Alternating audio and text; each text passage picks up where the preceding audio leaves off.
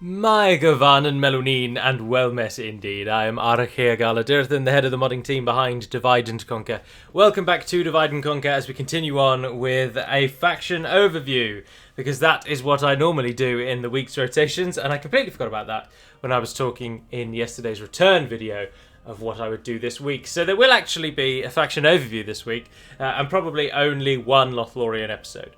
And it's going to make it rather Ar-Adûnâim heavy, unfortunately, and so in which case I might actually do 2 Lorien and 1 Ar-Adûnâim, because of course we are focusing on the Ar-Adûnâim, and this is their start. So, a brief little disclaimer first of all to the absolute purists slash the r/I am very smarts amongst you.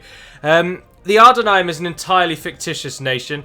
Of course, Umbar was the original name of this nation when DaC decided it would make every kind of minor race, minor city its own thing.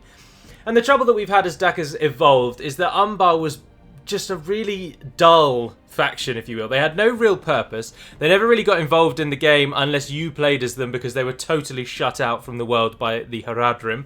And they also played very heavily like the Haradrim. They didn't really stand out, I suppose. There's nothing that made them seem like, oh yeah, these are cool. Obviously, they had the Corsairs. That was the core of their army. But other than that, they were a bit nothingy.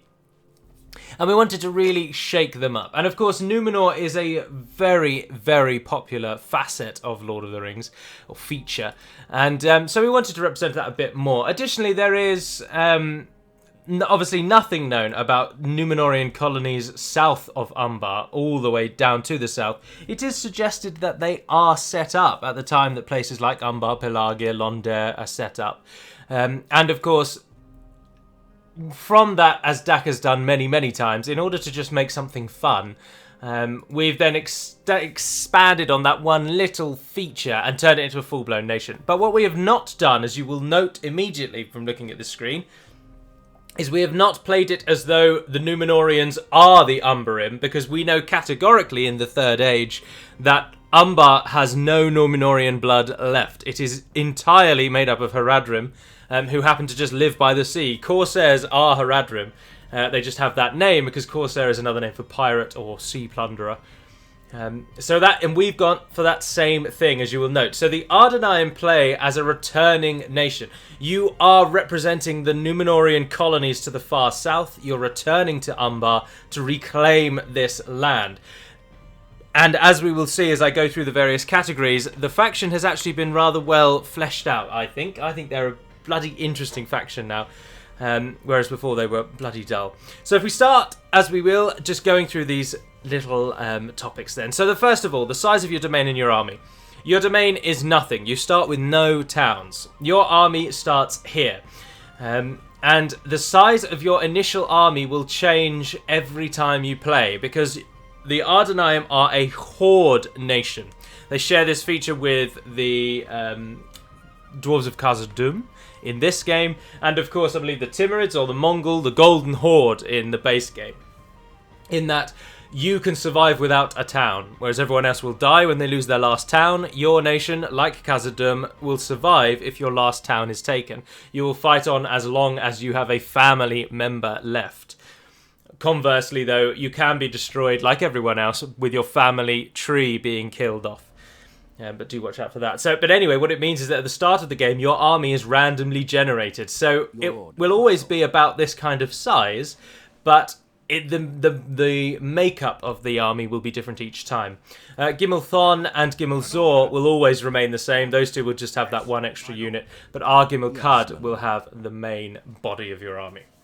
If you are wondering, just a side note into etymology, Ar-Adûnâim essentially translates as Royal Numenorians, or, in a more very basic way, King's Men. It is the Adûnaic, which is the name of the language of Numenor, that when they didn't speak Elvish. It is the Adûnaic translation for King's Men. And that is what it means. And it is AR-AD. Ar-Adûnâim. There isn't a second R, it's just that A's are pronounced like AR, so it makes it sound like there's two ARs. Anywho, so your army is always going to be relatively large, made up of solid mid-tier troops, and you can do whatever the hell you like with it. But this is your army. You've also got Admiral Thor. Now, Admiral Thor, this is just another little... There's so many things to talk about in this one, it might be a bit longer, and I apologise. He has a trait that makes him an absolutely amazing admiral. And it does mean, unfortunately, that he can sail across almost the entire world when he has no one in his ships. So this green line up here is actually just the furthest that it can show you that something can go, but he can actually go much, much further. So there you go. In an empty load, Thor is getting from the start of the... oh, I've completely forgotten your name. Oh, that's so annoying. From the start of the river here, all the way down to the end. Now, but do note, the reason I'm talking about Thor in this way, that river name will come to me. The reason I'm talking about Thor in this way is because as soon as you put troops into these ships, he immediately loses all of his movement bonuses. And that is a hard-coded feature of Med 2 that we cannot change. So unfortunately, whilst he, on his own, when empty, is a phenomenal admiral who can sail half the world, or, I don't know, an eighth of the world in each term, which is phenomenal. As soon as you put troops in him, he goes down to a bog-standard crappy navy like everyone else. And unfortunately, navies are actually much slower than just walking on land 9 times out of 10. And we can't change that. But anyway, that's your army, that's your admiral, and that's your domain. So your leader then is, of course, Ar-Gimilcard. Ar-Gimilcard. For those of you who will know, in Ardennaic, the AR is an additional prefix added to a name, and it just denotes king. It is a royal prefix, and whoever your king is, they will always be called Ar whatever their name is. So if Gimilcard were to die, Gimilthon would become Ar-Gimilthon. Although actually Gimilzor becomes the king if Gimilcard dies. But so the AR is the royal title, and Gimilcard is your leader, and Lord Gimilzor is your heir. And I can show you your family tree, which you have. There is Ar-Gimilcard. He's 42 years of age. He's married to Farazindil, and you have 2 sons, Gimilthon, who's 16, and Gimilzor, who's 22, who is married to Zorzimril, and then 2 daughters, Inzilbeth and Zimrafel. So there's a lot of scope for your family tree to blossom. Your Gimilthon will get marriage offers almost immediately, as will Zimrafel and Inzilbeth, so your family will be expanding. You don't, of course, get a capital to start with. You get to choose wherever you want your capital to be, and your diplomat... you start with a diplomat who is over here, as you can see, and he has his own unique campaign map model. Sorry, there he is. Zagarakor. You also have all your own names and your own portraits. It's very snazzy. So he is your diplomat because you will only be able to train diplomats if you take locations that can train them. So I'm sure many of you will know by now that diplomats come from unique buildings, such as there's a building in Umbar that trains diplomats, there's a building in Minas Tirith, in Barad-dûr, in the Black Gate, Isengard, in Mladris, places like that. Your diplomats come from key locations now to try and cut down the AI on just spamming diplomats everywhere. That's the way we've gotten around it. So Zagarakor will be your only diplomat for a long time. But remember, there is no bribing and there is no assassinations. So he will survive just as long as you want him to. You also get a spy at the start as well, Indrazor, who again has his own little model. Sorry, my mouse moves around like it's got its own free will. There is Indrazor. Again, the icons though for them are basically as they always are. So those are where your agents are and where your agents will come from. Of course, spies are trained normally just through the inn line in any city, but your diplomats are restricted. So then we come to Rebel Expansion, Neighbours and Diplomacy, which we're all obviously going to group all into one. The Ar-Adûnâim start the game with no enemies and no allies. This is a normal start of DaC, no submods installed, and you have no allies and no enemies. So you can just as easily sail right up the Anduin and knock on the door of the Black Gate, stroll in and take Barad-dûr as your starting capital if you want, and you could easily go for Minas Tirith or Edoras or the Hornburg, Isengard, Imladris. Or you can do what I did and sail all the way to Northern and Royal Tharbad, or Tharbad and Royal Tharbad, and then basically lose the game. The choice is yours. You can go wherever you want. However, one small little feature is that you have your own religion. Many of you will know that religions are, you need a certain religion number to train your units, and religion is now the sole cause of unrest in the game, basically. And only 3 locations in the game actually have any of your religion, and 2 are on the screen, as we can see here. So Umbar has a small percentage of King's Men. Remember that religion in the game is actually called culture, but it is actually religion. But you have a very small King's Men culture there at 15. Ardamir, I believe, has the same at 10. And the last one is the town up here on the mouths of the Anduin, which also has King's Men culture. However, outside of those 3 locations, nowhere in the world has any King's Men influence, which means no matter where you settle, unless it is Umbar, you will take some time to get your own troops. But that may not hinder you, as we will again see in just a moment. But, so your neighbours are going to be whoever you choose them to be, your diplomacy will be whatever you want it to be, and your rebel expansion will be wherever you'd like it to be. The choice is entirely yours. Taking Umbar and Ardamir and the town up here whose name I cannot remember, but the region is called Vinya Forestar, which just means New Forestar, New Metalmar, and the Havenlands of Umbar. If you take these 3 places, the campaign is much easier, but probably quite dull, I would submit. So we come on then to economy, buildings, and things like your blacksmith. Well, the Ar-Adûnâim share the same cultural heritage, of course, as the men of Gondor and the men of Arnor, which means you are master builders. You can upgrade Osgiliath, you can upgrade Tharbad, you can rebuild Fornost, and you can build the Great Roads. You are one of the few nations that can, but you did just hear me correctly. You can upgrade Osgiliath as the Ar-Adûnâim, you can upgrade Tharbad as the Ar-Adûnâim, and you can upgrade Fornost as the Ar-Adûnâim. Only you, Arnor, or the Northern Dunedain, and Gondor can do those things. So you share that Nmenrean heritage. Which means building-wise, you are completely unrestricted, and even you have the widest possible building options in the game, sans possibly the dwarves. Your blacksmith tier, unfortunately I don't have a town so I can't show you, but your blacksmith tier goes all the way up to number 5, which is the highest that non-specials such as the dwarves and elves, they can get to. So no restrictions on your building, and your economy, you are solid money makers because you are not restricted. You can build so many buildings that earn money, you can build great roads that bring you in money, and you can upgrade towns and cities to higher levels, which also bring in money. Speaking of towns and cities as the Ar-Adûnâim, you have your own battle map and campaign map models.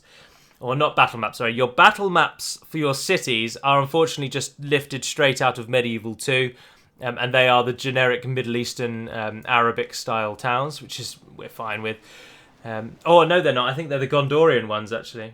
Anyway, it doesn't matter. It's not. I've played in their cities and it doesn't break the immersion at all. But on the campaign map, you do have your own city style, which is, as you can see here from Umbar, an amalgamation of Gondorian styles and Haradrim, or rather, secluding the Haradrim to the outsides of the walls. But both Ardamir and Umbar are representative of... sorry, I should have toggled Fog of War. I normally do that. I also normally go to turn 1. And I haven't done this time. But Khaldun, that's the other one. And there's another Umbarim town, or Ar-Adûnâim town of Gobel Mirlon. So you're a kind of a mix between the Evil Men design, which is just the old Middle Eastern or Arabic design from Med 2, crossed with the Gondorian or Numenorian theme. But it does mean that as you carve your empire into the world, you will actually get a feeling that you are carving your own empire because you have a totally unique campaign strategy model design. Note as well that your armies have their own unique design as well, as being represented by this rebel general, Captain Mirazor. That is what a standard Ar-Adûnâim captain looks like. If we jump back down to Gimmelcard, this is what a standard general looks like, very much the same as the gentleman we just saw, but with some plate mail. And then your faction leader always wears the golden armour of Ar-Gimmelcard, reminiscent, of course, of Ar-Pharazôn. Tell you what I didn't cover is the unique bodyguards of these 3, and as we finish with economy and buildings now, we can jump into that. So your unique bodyguards, all 3 of these are unique. Ar-Gimmelcard, your faction leader, comes with Naru and Aru Royal Guard. They are elite spearmen, as we will see from the second half. They are not stock bodyguard. They are a unit that you can train, and they are phenomenally good. Very, very useful bodyguard. But perhaps the most useful of your starting three is Gimel-Zor. Lord Gimel-Zor starts with Ar-Adûnâim Armsmen. And the reason these are better is because they are very aggressive. And again, we shall see in the second half of the video, the Ar-Adûnâim Armsmen present a real threat to anybody. And finally, helping you with archers is Gimel-Thon, who comes with Baruthiel's Rangers, who we shall also see shortly in the second half of the video. But as you can see, do require woodland or desert regions. Those are your only unique units.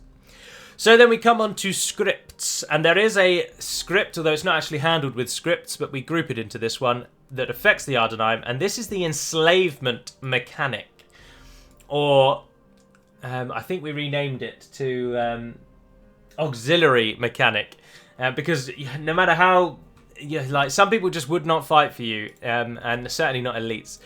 But anyway, as the Ar-Adûnâim, as you roam around the world, you will find that there are various nations that you can suppress and then force them to fight for you. It's based more on the Roman idea of auxiliaries than on pure evil, like fight for me or you will die, which is basically what the Romans did anyway, but in a 3-second history lesson there. So as you roam around the world, you will find peoples who you can recruit as auxiliaries, or indeed will actually just fight for you.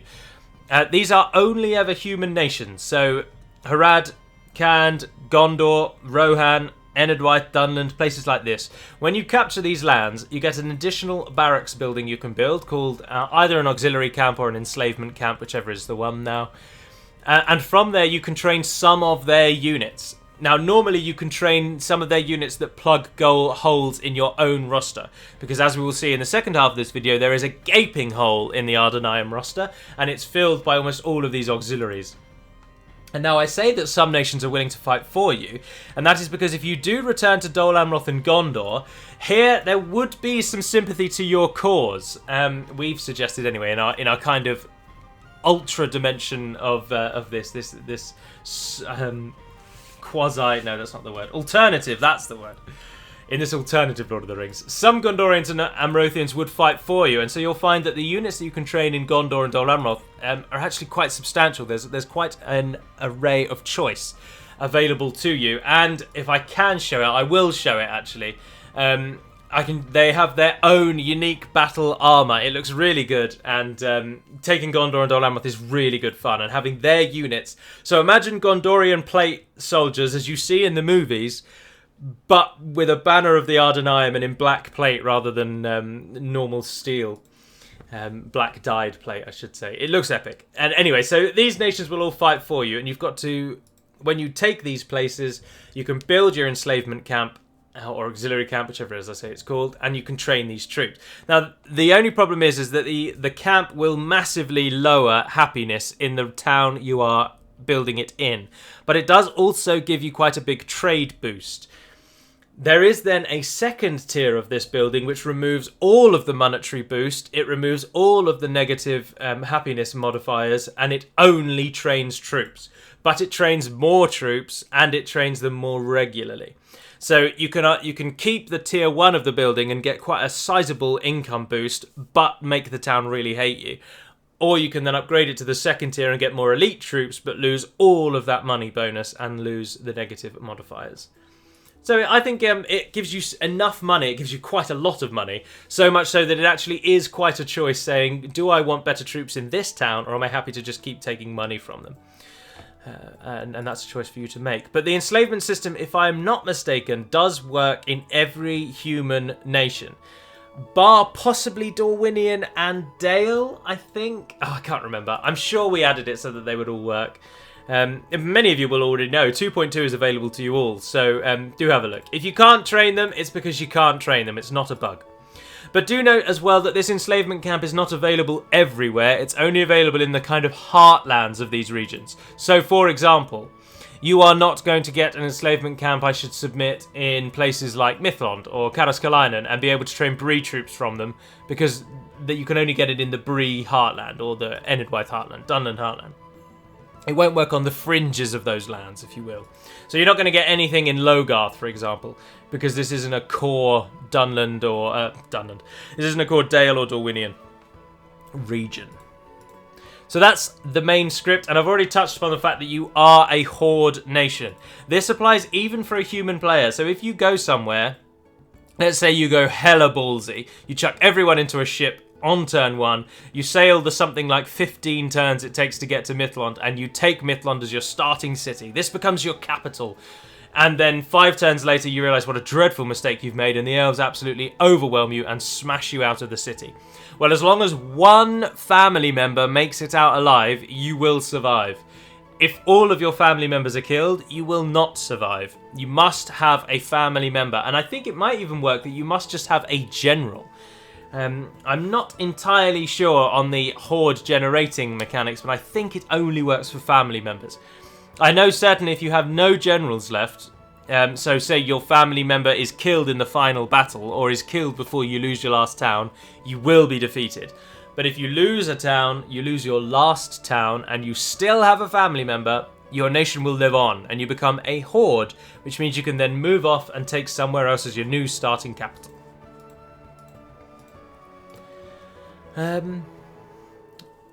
That's about it, really.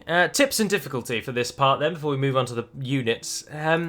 As I say, if you go for Umbar, it's a much easier game. If you go for Umbar and ally with Harad, it's an absolute doddle of a game, because no one ever reaches you, and Gobel Mirlon takes so long for the AI to get through with this giant defense that it's got here, that you're protected from Dol Amroth for ages. So if you do want to play as the Ar-Adûnâim and you really do struggle at the game, or you don't really want to challenge, you just fancy one of those types of games where you become all-powerful and then smash everything, then by all means take Umbar, take Ardamir, take Khaldun, and let's do an end turn actually and just make sure these aren't taken by anyone.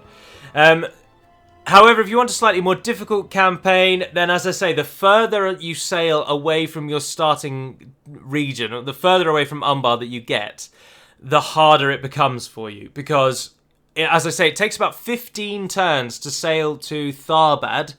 I know that from experience. If you move on turn 1, so if you literally move straight away, it takes 15 turns to get to Tharbad. And that is 15 turns that the AI has had to build up their armies, build up their towns, and prepare against you.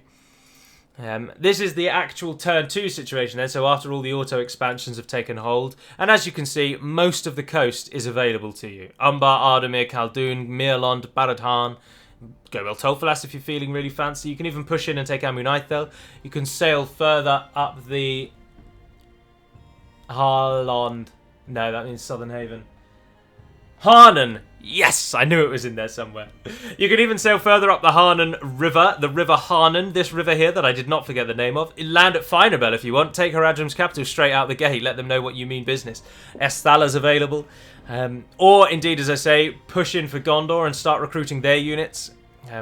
Now, the point that I was going to cycle back to, and I've just remembered and I will, is that the auxiliary camp, the enslavement camp, has a much lower King's Men recruitment requirement than your own troops. So if you sail to somewhere, let's take Boulogne as our example, because I really like Boulogne. If you sail to Boulogne and you take this, it has no King's Men. So you're not going to be training your own troops for a while. But you don't need any King's Men to train a lot of the auxiliary troops. Or certainly the pre-barracks event ones do not need any Kingsman culture. So you can land and immediately start training auxiliaries to fight for you. And then over time, you can then start bolstering that with your own forces. Which is good, because as we are now about to go over to the battle map and see, the Ar-Adûnâim have some of the best infantry the game has. You are a phenomenally strong infantry nation, and once you can bring your own units to bear, there are few nations in the world that can stop you. You are right up there with the very best of them. You're up there with the elves and the dwarves, and nations like Rune and Gondor in terms of elite quality units. So if you do settle in somewhere like Enid Wythe, as soon as you start bringing out your own forces, they will absolutely crumble beneath you. So will Dunland, so will Rohan, so will possibly Isengard. Mordor could not hold a candle to you no matter what stage of the game we're at. All of these more weaker mass nations, the Ar-Adûnâim will eat for breakfast. You will also find that it's actually quite easy to beat the elves as long as they're not too big, because whilst their units are amazing and they're very elite, they cost so much that the elves can't match you in terms of recruitment time. So you get a lovely bit of best of both worlds. You're like Hovis, best of both. Other bread types are available, but you can train elite units and quicker than the super elite units of the elves, which means you can beat them in wars for attrition. And similarly, one hopes, touch wood, you can also do this against the dwarves. I'm certainly trying to do that in my own Ar-Adûnâim campaign, which many of you will have seen or know of on the channel. You don't have to watch it, just that I'm currently playing as them and fighting a Ar-Adûnâim nation that owns all of Eriador, and I'm holding on. So I'm only saying that to highlight the fact that your elite units are elite, as we shall now head over and see.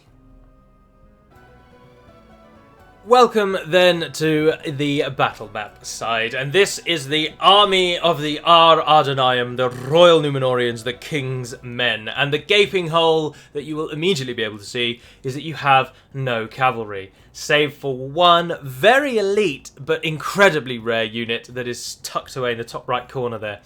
Otherwise, you are purely infantry. You do, however, get some ranged units to support you, so not purely infantry. That last statement was a lie.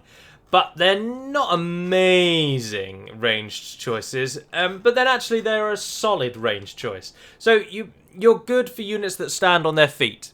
You're not very good for units that ride a horse. But we'll start, as we always do, with the beginning. There's also a very hidden nerf to the Ar-Adûnâim that runs through their roster, as we'll see as we go through. But we start with the Zaire Raiders. And unfortunately that sound is very quiet, but it is actually recorded by myself. The Zaire, all four Zaire units, I recorded their sounds so that they would no longer call themselves Corsairs. But unfortunately, for whatever reason, despite my microphone being perfectly serviceable, it recorded really quietly when I used, whenever I used, anyway, I'm sidetracking. Corsair Raiders, no longer called that, just spoken about that, Zaire Raiders. They have an attack of 4, a charge of 3, and a defense of 5. So they are by no means utter garbage. They will at least fight, and they are a pain in the side of other early tier nations. Orc nations, for example, this is as good as their mainstream pre-barracks event units. So if you're trash versus their trash, you're going to win every time. That attack of 4 is really quite good. The defense obviously is quite low, and it's almost all in defense skill, so archers are their worst enemy. They will die to arrow fires so easily. They have poor morale, but their morale response is very good, which means they don't suffer too badly from morale shocks. They can handle changes to the battlefield better, and it may even mean that they attack without orders. Most of the Ar-Adûnâim units get a bonus in the deserts and a negative in the snow, but they have no modifiers in grass or in forest land, which is pretty good. But this is the hidden nerf that I'm speaking of. A lot of your early tier units require coastal regions, which means that if you, for example, decide to sail all the way up to the Gulf of Loon and then head inland and take Beru as your starting city, you will not have access to any of the 4 units that require a coast, or 5 units, sorry, that require coast. And of those 5 units, all of them are your early tier units, which means you just will have no militia options if you do not settle on a coast. And that's a little thing to note. The Zaire Raiders are supported by the Savages, which is a deceptive unit, because despite the fact that it comes in the kind of early tier category and is available immediately, they are so good even in the later stages of the game. They frighten nearby enemy infantry, which always is a bonus, and they're effective against armor with an already high attack of 7 and a charge of 6. That means their initial charge is utterly deadly, and again, speaking from experience, they remain relevant right up to when you are fighting even elite dwarves. The payoff from savages to elite dwarves is so great. You will lose a lot of these guys because their defense is entirely in defense skill. But they will take so many with them. They are always useful to have in your army, and they're relatively cheap at 650 in the recruitment cost. And again, coastal region. They also get a bonus against any mounts, which is quite good. And their morale is actually better than the standard units. They have average morale, which is good. Finally, your last militia unit are the archers, who, as you can see, can hide anywhere. One of only 2 units that can. They have a really poor stats. They are trash. Whilst they are in this militia tier, they have stats that would demote them down to trash tier. 2 melee attack is useless. If anything reaches them, they're dead. Their 2 missile attack is only good if you can kind of group them up and get them all to just fire every arrow. If you can have a couple of units of these, which isn't that hard given their dirt cheap cost of 360, then they will do damage. But on their own, 1 battalion of them, no one's going to be worried about them. They will take ages to kill anything unless it has no armor whatsoever. Again, they have poor morale and impetuous morale response. They require the coasts. They have a 150 meter range, low accuracy, and with 18 arrows. That's each man. So if half of the army dies, then each man will have 36 arrows, which is just a nice little feature that Med 2 has that many people might not know about. The other 2 coastal relocked regions, and now coming in at the kind of main battle line tier. The first of them is the Zaire warriors. They have a 7 attack, so same as the savages, but they're not effective against armor. But they have a defense of 11, which is dependable. They're as good as Gondor infantry. Well, slightly worse than Gondor infantry, but only just so. And they're again pretty good. The quiet coastal region, average morale, impetuous morale response. They are just good. They're a good unit to have. They're cost efficient at 630, very cost efficient. So get them and try and replace basically raiders with warriors whenever you can, because the payoff is worth it. The cost is worth it. The raiders are useful, but only really as you get later into the game. They're useful for dying, unfortunately, for locking a unit from running away or from taking arrow fire so that it's not targeted on your better units. And speaking of better units, the final coastal locked unit are the Zaire Marines. You will know if a unit is coastally locked because its name is Zaire. These are javelin throwers, and the only ones that you get. They have a total defense of 13, so slightly better than the warriors once they've thrown their javelins, but they don't have a shield at all, so arrow fire is far more deadly to them, and they're not as good at holding the line, where the shield stat comes into play. If the warriors are attacked from behind or from the right, then the shield has no bearing anyway, and their shield stat is taken out of the equation, and they come right down to an 8 defense. But the Marines, without a shield, have 13, which is better. Their melee attack is 11 as well, which is quite aggressive, and their missile attack is 10, so they are really solid units. But they cost considerably more, and their upkeep is higher. They get a bonus against mounts, but only with the javelin. So they don't get a bonus with their swords. But the javelins do get a bonus against mounts. Their morale is now actually good. You get 3 javelins per man and a 60 meter range with a high accuracy, which is nice. And the same bonuses in Malice's Deserts and Snow. Right, so then we come. These units are also, I believe, certainly the Zaire archers, savages, raiders, and warriors. I'm fairly certain all come out of a port building. They don't come from the barracks, or do they come from the town hall? They either come from a town hall or they come from a port. But the units that we're getting to now come from the actual barracks that you can build. And they are the Rosid Halberdiers and the Rosid Footmen. The Halberdiers are very, very useful in the early game. They get very much outclassed in the late game because their stats aren't good enough to, even with the halberd bonus, which is quite strong. As you know, a pike unit will do roughly 3 times the attack stat that it actually displays, owing to its overpowered animation. Halberds also have an overpowered animation, but nowhere near as good as pikes, and it's roughly, I would say, about 1.5 times their attack damage. So whilst their attack is actually 4, that's more likely to be about 6 with the halberd. Their defense is only 10, which is common for halberd and pike units, because otherwise they do become monsters. They get a bonus, of course, against mounts, and like most other halberd units, they get an armor-piercing bonus. So they are very, very good in the early game, but as the game gets on, they really start to die out. And elite units will really, really easily handle them. Their bonuses against Amrothian Swan cavalry specifically, and horses and olifants.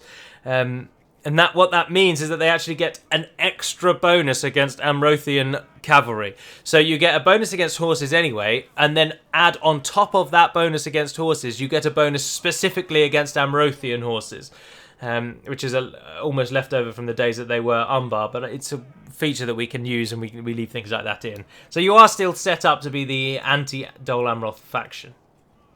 You're also supported by the Footmen. Footmen are a spear and shield unit, so there isn't really... obviously, because the Zaire warriors are restricted to the coasts, there isn't a mainstream available everywhere, pre-barracks event, sword and board, but you do get the Rosid Footmen with their spears. Attack again is 4. Their defense is slightly higher than the pikes because they've got a shield. Average morale response. Bonus against the normal bonuses that a spear unit would have. They are okay spearmen, but they're really not winning any awards, so try not to rely too heavily on them. Halberdiers supported by Marines and Warriors is a better choice, but if you just need troops, of course, the Footmen will at least hold their own. And they are supported at this tier, despite the stats. The units are all lined up in terms of stats, with a rough kind of guess where the barracks event will be. Very educated guess. I know 95% of all the units if they come before or after the barracks event, but certain units do slip through me. And one such as that is the Beru Thios Rangers. I'm fairly certain they're available before the barracks event, but if they're not, it matters not. Their stats are certainly between the Ar-Adûnâim Nardubawib and the Rosid Crossbowmen, which we cover now. So these two units I'm fairly certain come in at the same time, but the Rosid Crossbowmen are available everywhere. And they are just crossbowmen. They are very, very useful if used properly. And by that I mean they take ages to use up all their ammo, and you've got to try and maneuver them and get them into better positions, shooting enemies in the back, locking an enemy with a worse melee unit, then shooting them with the crossbowmen, things like that. Their melee attack when the enemy reaches them is pitiful, their defense is atrocious, and they will die. Again, first-hand experience, they are useless in melee, utterly useless, and should only be used if you have no other options or you're just trying to keep someone else alive who you think is more valuable. Their missile attack, though, will kill so many things. They will eat any armoured unit like it is skipping around the field collecting daisies in its underwear. They are so useful at killing specific elite units, but they take so long to fire their arrows, they take so long to reload, or bolts, sorry, and they take so long to reload that they are really tricky to use if you've got a lot of them. They're also pretty damn garbage in cities because their arcing shot is significantly worse than an arrow's arcing shot, and they basically kill almost nothing if they cannot just do a direct 45 degree or lower shot. Otherwise, nothing to say about them. Average morale response, 140 meter range, and 26 bolts each. But Beru Thios Rangers, if you're taking on normal units, not armoured ones, these are the guys you'll want in your army. These Rangers are, like all human Rangers, very damn good. Melee attack of 8 and a defense of 12 means that they will fight well once they run out of arrows. Their missile attack is 6, which is very good. Charge, nothing really to speak of, but they can hide anywhere, so you can get some nice drops on the enemies. But again, they require a woodland or a desert region, so they're not available in any regions that are mountainous or any that are grassland. So they're not very readily available in Rohan, is the best place I can think of that. Nor Gondor, actually, but then wooded regions are all over the place, so you never really know. Unfortunately, it is a hidden stat. So you might look at a region and think, yeah, I think that's predominantly trees. I'm going to say that's a woodland region. And it might not be. It might be listed as grassland. And there's no way you'll know because the stat is totally hidden, I'm afraid. But anyway, they have a 220 meter range, like all rangers, very high range, very high accuracy, and more arrows than almost any other unit at 32. They will kill loads of things if you let them. But they are very rare because of where they're available. They cost 925. They're not very common. But if you can get them, do. Right, we now come to our After the Barracks event. Not many choices, as you can see, but as you'll see from the second half of this second half, you have a huge roster to choose from, which I will try and show you. We might not do the fake battle at the end of this one, because it's going to be a long bloody episode. But coming in then after the Barracks event are two of my favourite units, especially one upgraded. They get their awesome looking masks that you can see from the image below. And they are the Ar-Adûnâim Nardutarek and Ar-Adûnâim Narduzagar, supported by the Ar-Adûnâim Nardubawib. Now, the Nardu Tariq is my favourite for two reasons. Number one, that shield is awesome and it looks epic and it goes so well with their colour scheme, I love it. And number two, their armour piercing. They're so strong. They are the ultimate defensive unit at this tier. Nothing is better than them on the defense. And to top it all off, they're damn good at attacking as well. Their defense is 20, and 5 of that is shield, and 10 of that is armor. So do watch out for armor-piercing enemies. They will do well against them. But most other enemies will just laugh off with a bash of the shield into their heads. Their attack is 5, but remember they're effective against armor. So unless a unit has no armor, their attack is essentially doubled. Or not really. The enemy's armor stat is halved. That's how it's worked out. But their charge isn't very good though, thus again suggesting they're better on the defense. And they can also make a shield wall, which is so useful. Shield wall, as you know, is arguably better on the attack than it is on the defense. But in any event, shield wall is a useful trait, and they can do it.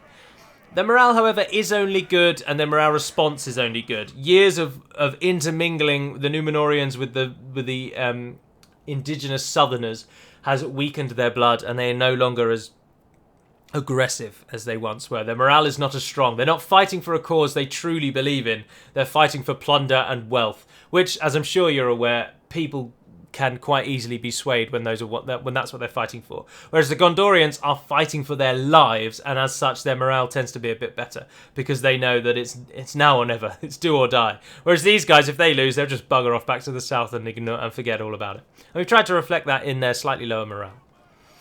You're also supported, as I say, or at this tier, there's also the Nardu Zagar, which are a two-handed sword strike infantry unit. One of the the only other strike infantry unit you get aside from the Savages. They have a very high attack and a very high charge, but their defense is not as good to make up for that because they have no shield. They are susceptible to arrow fire. But they're just really good aggressive attacking infantry. Not very good at holding the line, but good at attacking. They cost about 1,000, the same as the Nardu Tariq, 970, and I think the other one was 950 or 980. And then finally, the last archer unit that you get, the final archer unit that you get, the Narduba Whip. You will note that they do not use Nmenrean steel bows. None of your units do, perhaps possibly Thios Rangers? No, even they don't.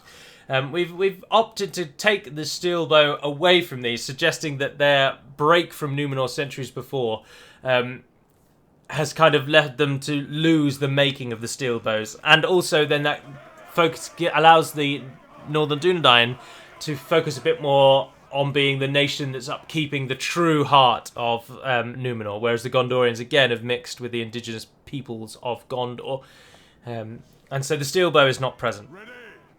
The Narduba just have a standard wooden bow. But they're just good archers, really. A defense of 17, which is nice, and a melee attack of 6, so they're not going to die when the enemy reaches them. They will put up a very good fight. Those stats are very respectable. And their missile attack is as good as the Rangers. They have a lower attack than the Rangers, but a higher defense. So these two units work quite nicely together, with these ones holding the line if the enemy does come, and the Rangers flanking around with their higher attack.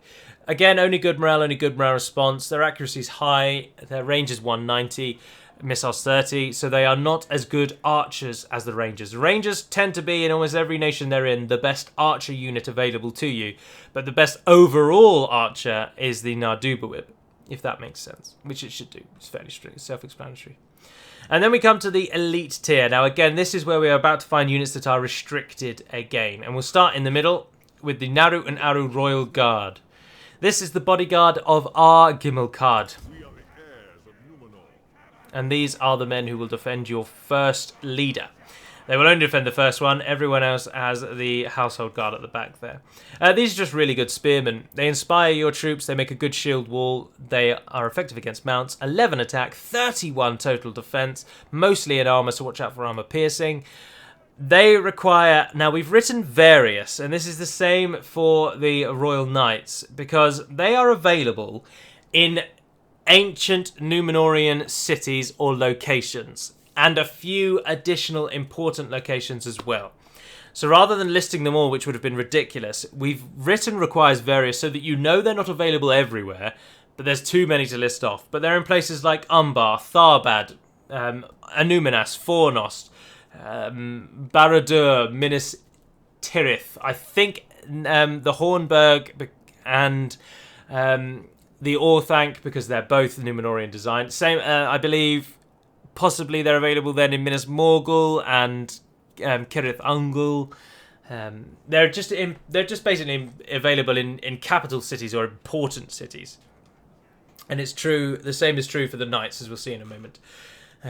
They have locked morale, so again, they will never run away unless you tell them to. Their morale response is good, and they get a bonus against mounts. So just a really good spear unit. You also get, at this tier, we'll jump over to the Armsman next. This is the bodyguard of Lord Gimmelzor, your faction heir. And these are just elite sword and board. So their attack is 12, their total defense is 28. Again, made up a large chunk of that made up by armor, so watch out for armor piercing. They can also make a shield wall. Oh, and sorry, I lied to you. They are again restricted to coastal regions. They are the elite Asura Zaire, but they take on the name of the faction itself, because they are so elite. They are the Ar-Adûnâim Armsmen. And they're just, as I say, really good sword and board units. They're good on the attack and they're good on the defense. They do not have locked morale, though, so do watch out for that. But in the early game, their stats are so good that Gimmelzor becomes a killing machine. And again, like the Spearmen, and as I just say, they're good defensively or aggressively, so play with them how you like. Also get Ar-Pharazôn's Faithful, a latecomer to the roster that wasn't in it for quite some time, and an elite archer unit gave way for these to focus more on the infantry aspect and take away that ranged aspect. And they're pike units, as you can see. They are dedicated elite pikes, which make them unbelievably good. As I say, a pike unit's attack stat normally triple that and you'll get about what it actually is, meaning their attack, whilst being 5, is closer to 15, which is phenomenal. Their defense again is 23, no shield and armor mostly, meaning again, watch out for armor piercing. They get a bonus against anything that a pike does, beast and cavalry. There's not much to say about them other than they are really good pike units. And really good pike units, as I'm sure many of you will by now know, are the best units in the game. Pikes, the animation is so OP. If you can get a couple of these lined up and ensure their flanks are protected, almost nothing is going to get through that line. They, I did realise, reading that, are available everywhere. I'm not 100% sure on that. Their description may not just have been updated. I don't think they are. They seem to be too good to be available everywhere. But I don't know. I think they are available in the same places that the Royal Guard are, but I could be wrong. And then finally, or penultimately, we come to the Royal Knights. A unit heavily requested because people they just lose their pieces when a faction has no cavalry, and it's just mad. People cannot stand having no cavalry, and so for those people and those people alone, the Royal Knights were created. They're an elite cavalry unit. They are, however, not very regularly available, requiring, as I say, the same places as the Royal Guard. They have a very good morale response, but it's not locked. Their secondary attack with their sword after they've charged is 9. Their attack of 8 with their spears. Charge bonus of 10, which is pretty good for cavalry, and a defense of 25. They also have a somewhat unique horse, which is based off of the Iwothiadar Dale horse, which means it's not in the super heavy category that the Royal Knights of Arthedain or the Swan Knights or the Loc Inas Rim, those 3 units, they have like a super heavy horse which has a much higher mass stat, which means they punch very deep into enemy lines, but they take much longer to get up to full speed. Whereas the Royal Knights have a horse that's a bit half and half, so it's got a good solid mass stat, but it does mean that it can actually get up to speed a bit quicker. But it means you won't punch into the enemy lines as well. But they do look really cool, don't they, I think? With their jet black shields, with the symbol of the Ar-Adûnâim in the middle, which unfortunately is just the Sindar in the Tengwa letter Umbar. But don't worry about that. Most people don't know that anyway, so it didn't seem any point to change it. I think they look cool. And again, they're restricted. They cost a lot. They're 1,300. You will not have very many of them in your army, but they are at least there. Some Ar-Adûnâim units riding a horse. And finally then, your bodyguard. Household Guard are elite spears. Their attack of 12, total defense of 30. They keep the trident weapon that was quite common actually in the base roster for when they were Umbar. They get bonus against mounts, excellent morale. They're not locked, so your generals can run away, and they get a bonus against mounts. They used to be an awful lot better because they frightened enemy infantry, but they don't do that anymore. So they lost a bit of their shine because of that, which is a shame. But before we dive into guessing who you think we're up against, or rather, we won't be guessing who we think we're up against, and I'll just tell you at the end. I'm now, instead of showing that little battle, I'm literally just going to show you the graphics and as many of the units that you can train under the auxiliary system as possible. And then the episode will end there, with probably the auxiliary units fighting whoever is next. Because this has been going on for ages, I think. But anywho, so I'll see you in just a moment. And welcome to the third and final part of the video with a spattering of available units. I've tried to represent, or I have represented every nation that you can train units from, and then I've got a couple of extras that just look really good. You will also note that they actually have upgraded unit cards to denote their upgraded armor style, which is very, very cool, although they need new sprites. But so I'll just flick along and show you some of these units then, and we'll start with the best, which is the worst idea really, but we will go in. So here are the Ar-Adûnâim Gondorian warriors, men of Gondor who are now fighting under the banner of the Ar-Adûnâim with that black tinge to the plate mail. It just looks really good. Yeah, there's also their territorial guardsmen. That's what they look like when trained by the Ar-Adûnâim. And even Dol Amroth hasn't escaped the Ar-Adûnâim-esque, or the brush of the Ar-Adûnâim, sorry. There's Seaward Footmen, and you'll note they're all carrying the banner of the Ar-Adûnâim as well. Even the Citadel Guard has been upgraded to look like Ar-Adûnâim. It's just very, very cool. It's only really Gondor and Dol Amroth that have that real unity, though. Everyone else, you are just training their units exactly as they are, even with their own banners. So you can see here, you can get units from the Vale of the Anduin. There are some Valesmen fighting for us. You can get units from Dunland. Clan Axemen. You can get units from Bree. There are lumbermen. You can get hobbits. Hobbitry Arms. You can get men of Dale. Perfect timing. Sorry, excuse me. You can also get river swordmen, who do have an upgraded Ar-Adûnâim banner. Some of them do, some of them don't. This means you can get Enid Wythe, sorry. This is reflecting Enid Wythe. And interestingly, whilst you can't train Angmar's roster, you can train the Rhudaurans. And they will fight for you, men of Rhudaur. Most of the Rhudaur roster will fight for you. You can get men of Khand. There are nomad warriors standing for you there. You can train men from Rhûn. There's the Daratai warriors. Oh, we don't have a voice. Interesting. You can train men from Harad. There's the Southron pikemen, infantry of Harad. You can train men from Dorwinion. And there are the Regent's Axe Guard, looking very heavy indeed, looking very cool. There's more Rhudaur warriors. Rhudaur swordsmen. There's more Dalesmen. Iwothiodar Horse Guards, and there is another unit of Gondor, or Dol Amroth, sorry, with the Ar-Adûnâim theme to them.